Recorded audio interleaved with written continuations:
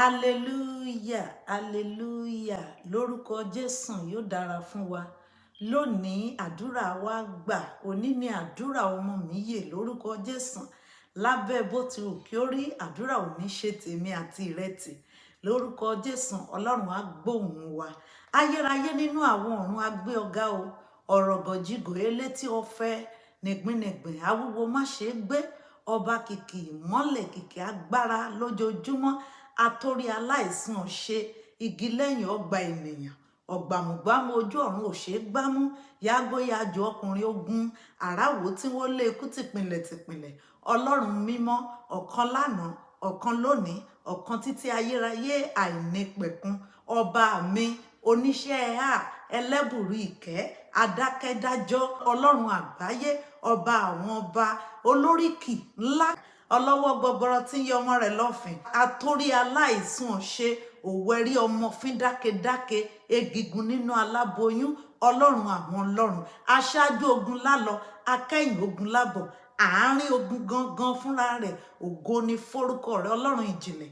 Ọlọ́run gba ọpẹ́ wa lórúkọ Jésù, tẹ́wọ́ gba ìyìn wa. Aparúburúbú lábẹ́ ìtìsẹ̀ lónìí, ọ̀run dárí ẹ̀ṣẹ̀ wa jì wá. Gbogbo ibi tá a ti fojú ògo àti ẹwà rẹ bínú, Ọlọ́run ṣàánú fún wa o. Bá a ti ń lọ sínú àdúrà lónìí fún àwọn ọmọ wa, àdúrà wa jẹ́ kí ó gbà. Jésù agbára wa, àmín. Tó o bá ní bíbélì rẹ, Luke orí 7 ẹsẹ̀ 12 sí 15. Bí ó sì ti súnmọ́ ẹnu ibodè ìlú náà, sì kíyèsí, wọ́n gbé òkú kan jáde, ọmọ kan ṣoṣo náà ti ìyá rẹ̀, ó sì jẹ́ opó. Ọ̀pọ̀ ìjọ ènìyàn ìlú náà sì wà pẹ̀lú rẹ̀. Nígbà tí Olúwa sì rí àánú rẹ̀ ṣe, ó sì wí fún un pé má sọkún mọ́.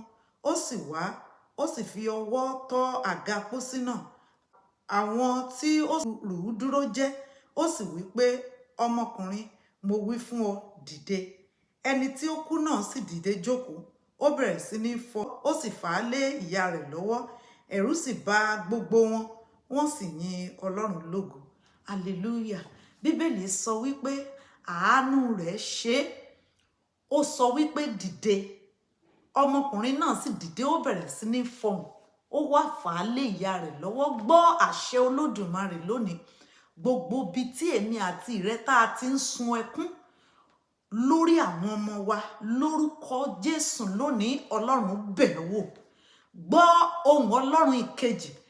Lórúkọ Jésù, gbogbo ibi tí èmi àti ìrẹ tí a ti ń sun ẹkún ìkọ̀kọ̀, tá a ti ń ṣọ̀fọ̀ lórí ọmọ, lórúkọ Jésù lónìí, ọ̀run yí padà sí ẹ̀rí fún èmi àti ìrẹ. Gbogbo ibi pátápátá tí ọ̀rọ̀ ayé àwọn ọmọ wa ti di òkú, bóyá nínú àgọ́ ara wọn ni, bóyá nínú ẹ̀jẹ̀ ara wọn ni, nínú ọpọlọ ni, nínú ojú ni, nínú etí ni, nínú ẹ̀yà ara ni, lórúkọ Jésù lónìí, mo ní ọ̀run fọhùn àṣẹ sínú ayé wọn. Gbogbo ibi tí àwọn ọmọ wa tí wọ́n ti dòkú nínú iṣẹ́ wọn, ní ìrìn àjò wọn, nínú ìgbéyàwó wọn, lórúkọ Jésù, ohùn Ọlọ́run fọ̀ sí wọn lónìí. Láti òní lọ, àwọn ọmọ wa dìde. Lórúkọ Jésù, mo ní àwọn ọmọ wa dìde. Lórúkọ Jésù, wọ́n kúrò ní ipò òkú, pósí àìsàn, pósí àìrọ́wọ́mú, pósí àìtẹ̀síwájú tí ayé ti gbé àwọn ọmọ wa sí. Lórúkọ Jésù lónìí, ọ̀run fọwọ́ kàn. Lórúkọ Jésù, ọ̀run fọ́ tútú. Lórúkọ Jésù, mo ní Ọlọ́run finá jó. Ẹ gbọ́ àṣẹ Olódùmarè. Gbogbo pátápátá tó mú kó ké, tó sun ẹkún lórí ayé àwọn ọmọ yẹn, lórúkọ Jésù, ọ̀run sọ di ẹ̀rí ńlá mọ́ ọ lọ́wọ́ lónìí. Lórúkọ Jésù, gbogbo pátápátá tó mú kó sun ẹkún ìkọ̀kọ̀, tó mú kí n sun ẹkún ìkọ̀kọ̀ lórí àwọn ọmọ wa, lórúkọ Jésù, mo ní Ọlọ́run sọ di ẹ̀rí gbangba. Láti òní lọ, a ò ní sun ẹkún lórí ọmọ. Lórúkọ Jésù, mo gbàdúrà, pósí ikú lórí àwọn ọmọ yẹn, Ọlọ́run fọ́. lórúkọ Jésù. Ó ti ń gbàdúrà láti ọjọ́ pípẹ́, ọ̀run bá ọ pàdé lónìí lórí àwọn ọmọ yẹn. Ó ti ń gbàdúrà ọjọ́ pípẹ́, lórúkọ Jésù lónìí Ọlọ́run dáhùn sọ̀rọ̀ rẹ. Lórúkọ Jésù mo ní ọ̀run gbóhùn rẹ lónìí. Lórúkọ Jésù gbogbo ohun táyé ti sọ pé kò lè ṣeé ṣe lórí àwọn ọmọ yẹn, lórúkọ Jésù ọ̀run sọ di ṣíṣe lónìí.